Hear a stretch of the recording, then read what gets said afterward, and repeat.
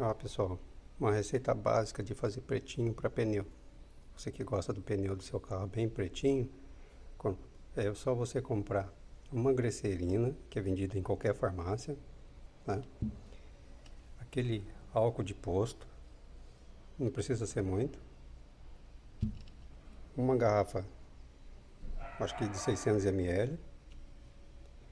Você vai diluir a glicerina com o álcool. Só tem um pouquinho de paciência que ele é meio grosso mesmo.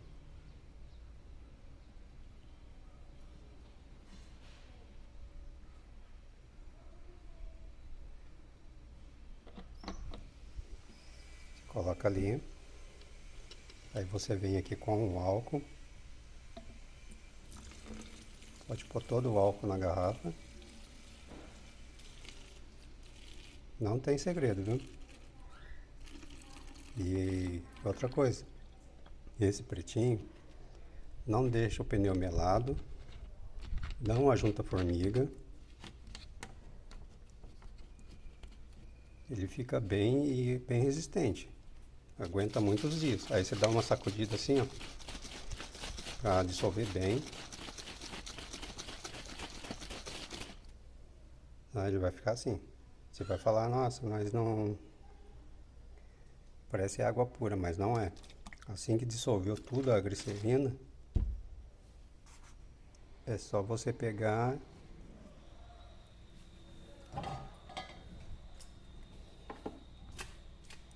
Eu costumo passar no pneu com um pincel, porque se passar com uma espuma, além de você gastar muito o pretinho que você está fazendo, não vai render.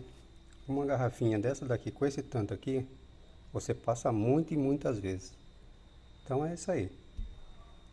Testa aí, se curtiu, né? Deixa um like aí, compartilha.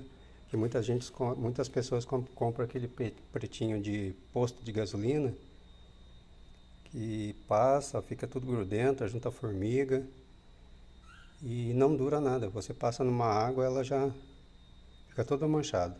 Então é isso aí. Se você gostou, compartilha, curte aí meu vídeo. Beleza?